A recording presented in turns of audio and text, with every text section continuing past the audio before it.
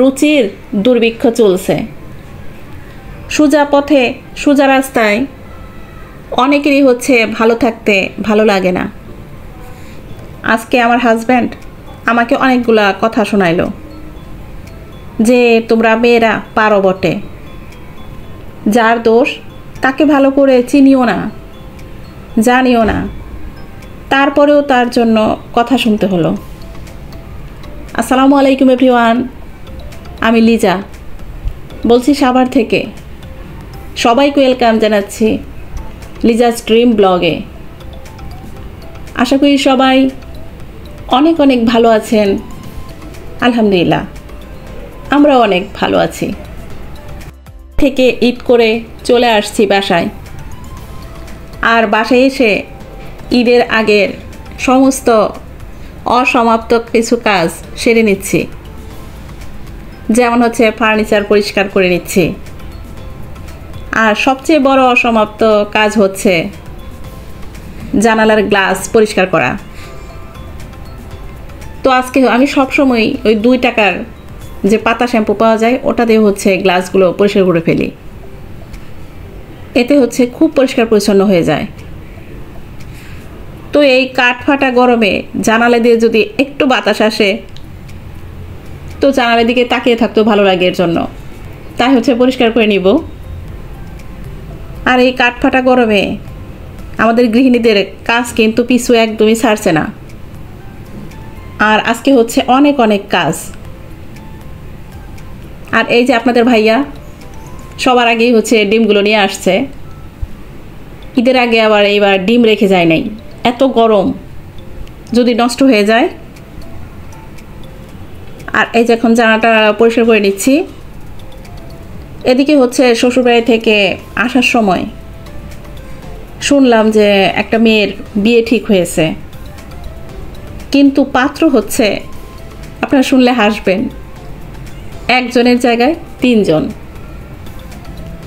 একজন মেয়ে হচ্ছে 3 জনের সাথে সম্পর্ক চালিয়ে যাচ্ছিল। আর মেয়েটার যা হাত খরচ, তো সব টাকা পয়সা ওই ছেলেগুলার কাছ থেকে হচ্ছে নিত। কি অসম্ভব পরিমাণ লোভী, চিন্তা করা যায়। আর এই যে ঈদের পরে ফ্রিজে যা কিছু ছিল সেগুলো দিয়ে হচ্ছে কাজ চালিয়ে নিচ্ছি। গাজর রেখে গেছিলাম, তো ছেলে আবার হচ্ছে চিলি চিকেন পছন্দ করে, তো ওইভাবেই করে দিচ্ছি। ওর সবজিটাও খাওয়া হইলো। আর কিছু মাংস ছিল, ওটা হচ্ছে আদা রসুন আর একটু গোলমরিচ দিয়ে আমি সিদ্ধ করে সুন্দর করে ডিপ ফ্রিজে রেখে দিব। দেখাগুলো বাচ্চাকে চাউমিন টাউমিন যা কিছু করি, একটু মাংস দিলে সহজে মজা হয়ে যায়। আসলে আমরা গৃহিণীরা একটু বুদ্ধি আর সামান্য পরিশ্রম করলেই কিন্তু সংসারের সব কাজ একটু সহজ করে নিতে পারি, তাই না? আর এই যে গ্রাম থেকে আসার সময় বাসায় মশলা ফুরিয়ে গেছিলো, এর জন্য সমস্ত মশলা হচ্ছে আমার শাশুড়ি মা গুঁড়া করে দিচ্ছে। তো মনে হয় খুব বেশি শুকানো হয় নাই, মানে মশলা ভাঙানোর আগে যে অনেক বেশি শুকাইতে হয়। তো এরকম যদি হয় তো আপনারা একটা কাজ করতে পারেন, আমি আপনাদের ফ্রি একটা টিপস দিয়ে দিই, কি বলেন আপুরা? তো এরকম গুঁড়া মরিচ বা গুঁড়া হলুদ দেখা যায় কি ঘরে বেশি দিন রাখলে ফাকন্দ পড়ে যায়। তো আপনারা হচ্ছে যদি 6-7 মাস রাখতে চান তাহলে অবশ্যই রান্নাঘরে কার্নিশের উপর দিয়ে রাখলে অনেক দিন পর্যন্ত ভালো থাকবে। আর যেগুলো হচ্ছে 1 বছর পরে ইউজ করব সেগুলো আমরা অনায়াসেই নর্মাল ফ্রিজে রেখে দিতে পারি। আবার দেখা যায় অনেকে হচ্ছে গ্রামের বাড়িতেও যায়, সেখানে হচ্ছে জানালা সব কিছু দরজা বন্ধ থাকে, তো এরকম গুঁড়া মশলা রেখে আসলে কিন্তু নষ্ট হয়ে যায়। তো সেক্ষেত্রে আপনারা এই কাজটা করতে পারেন, মানে ট্রাই করে দেখতে পারেন। এরকম বক্স করে একদম আটকে সুন্দর করে আটকে তারপর হচ্ছে নর্মাল ফ্রিজে রেখে দিলে 1 থেকে 1.5 বছর অনায়াসেই ভালো থাকবে। এই যে একদম লাল মরিচ গুঁড়া কি সুন্দর হয়েছে, মানে নতুন নতুন ভাঙালে কালারগুলো কি সুন্দর থাকে। হচ্ছে বাকি 2 জনই, মানে একজনের সঙ্গে তো বিয়ে হচ্ছে, আর বাকি দুইজনই এসে হচ্ছে হাঙ্গামা করতেছে। তো গ্রামে তো হচ্ছে আবার খারাপ কথাগুলো বেশি ছড়ায়, এর জন্য আপনাদের সঙ্গে শেয়ার করা। তো কি যে রুচির দুর্ভিক্ষ চলছে, যারা ভালো মেয়ে তারা হচ্ছে আপনজনদের কাছেই কিন্তু টাকা চাইতে লজ্জা পায়, আর ওই মেয়েগুলার দেখেন কি অবস্থা। আপনাদের ভাইয়া হয়েছে ওই মেয়েকে তো সামনে পাচ্ছে না, এর জন্য আমাকে বলতেছে যে তোমরা মেয়েরা পারো বটে। আর এদিকে হচ্ছে ঈদ করে এসে দেখি আমার আম্মা তো মহাব্যস্ত তার নতুন বৌমাকে নিয়ে।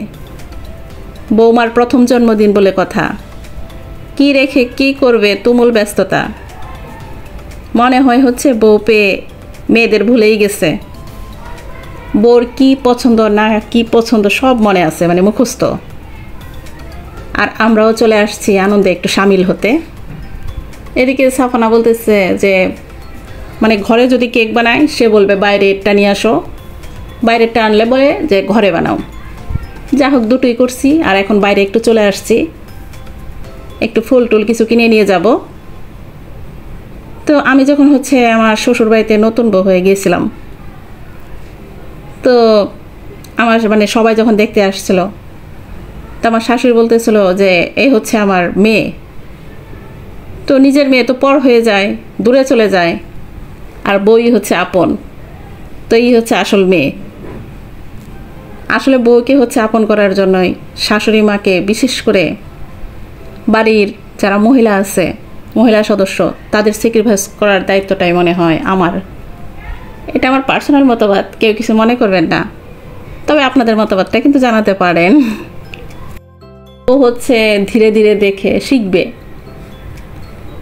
তো নতুন বউ, বয়স কম, নতুন নতুন অনেক সম্পর্কে এসে প্রবেশ করে। তো সে আস্তে আস্তে সময়ের সাথে সম্পর্কের গভীরতা বুঝতে পারবে, এটাই তো স্বাভাবিক। তো এই যে সাফানাও কেক কাটছে, আমাদের নতুন বউ কেক কাটছে, আর এই যে সবাই খেয়ে নিচ্ছি এত গরমে এসি রুমের ভিতরে সবাই একসাথে বসে খাটের উপরে নিচে আমরা খেয়ে নিচ্ছি। তো এর আগের ব্লগে এক আপু বলেছিল নতুন বউ পুরাতন হলে বুঝবে কত ধানে কত চাল। আসলে সম্পর্কটা এরকমই। তবে সবাই আমাদের নতুন বউর জন্য, ভাইয়ের জন্য দোয়া করবেন। ওরা স্বামী স্ত্রীর সম্পর্ক যদি ঠিক থাকে তাহলে সবই ঠিক, আর আশেপাশের সম্পর্ক তো আলাদা বিষয়। দুজন যদি ভালো থাকে সবাই ভালো থাকবে। সবাই ভালো থাকবেন সেই প্রত্যাশায় আমি লিজা আজকের মতো ব্লগটি এখানেই শেষ করছি। আল্লাহ হাফেজ, আসসালামু আলাইকুম।